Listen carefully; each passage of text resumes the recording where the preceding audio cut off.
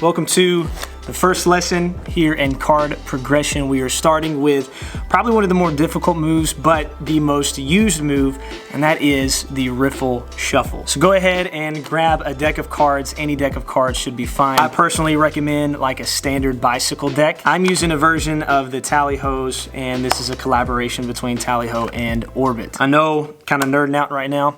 I don't care. Please note, if you are just now starting, if this is your first time handling a deck of cards, you're not gonna get it right away. I have an Instagram account called Card Progression, and if you scroll all the way back, you can see a couple of the first times that I've ever tried a Riffle Shuffle or a Spring Flourish. My technique was wrong and everything. It was pretty embarrassing. But with time, I have gotten a little bit better, and that's why I'm doing this, so hopefully I can help you guys if you're interested in doing some of the same stuff. Go ahead and take your cards out of the pack, place those in your hand like so. Whenever I'm holding mine, I like to hold mine in just this standard grip. First of all, I'm right-handed, so I'll hold the cards in my left hand. Palm up, index finger on top, middle and ring finger on the right side. Pinky is on the bottom, and my thumb and kind of the bulk of my palm rests on the left side of the deck. If you're doing a trick or a game where you have to place some cards on the table, you can push those off with your thumb very easily in this grip. It just makes handling the cards easier. Now let's go into the Riffle Shuffle. As I mentioned in the opening video, I am not a professional in any way, and so I'm literally just gonna teach you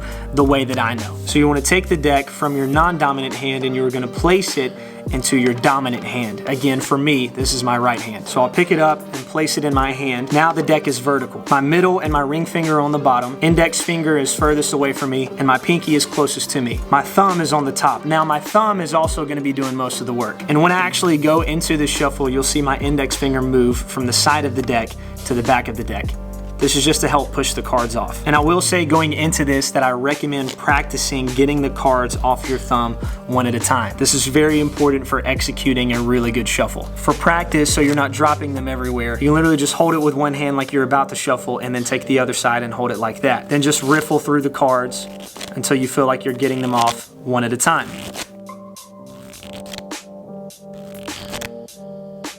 Once you get that, you want to riffle to about halfway through, and then you're going to somewhat drop one half into your other hand, flip those over, and now your hands should be mirroring one another. You can practice with your non-dominant hand the same way. Just riffle through those until you feel like you're getting those off one at a time. Once you get that down and you get your other half in your other hand, you want to tilt them at about a 90-degree angle, and that's when you will riffle them into one another. Be sure to maintain a good grip on the bottom of the deck, because if you don't, your cards are just going to go flying everywhere. And that's another thing. If they do, it's okay. That doesn't mean you're never gonna get it. I cannot tell you how many times I still drop my cards. Just pick them all back up, make sure they're nice and straight, and then try again. You got your two halves and they're facing one another about a 90-degree angle, and you riffle into each other just like that. Your card should look a little something like this. Once you do that, you wanna push up with your fingers, keep your thumbs on top just for a little bit of extra support. Notice that when you bend them together, they should make this riffle sound and automatically shuffle back into one deck. And that's gonna land on those fingers that you have at the bottom.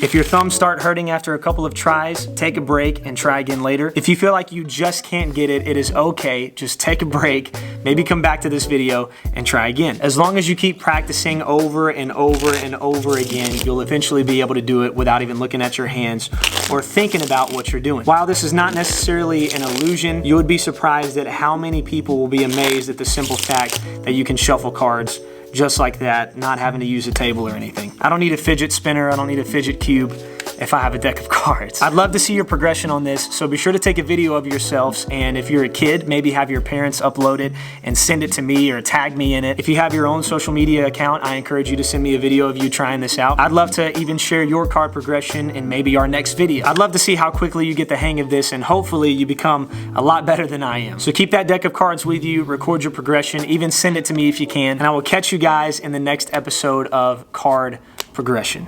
Peace.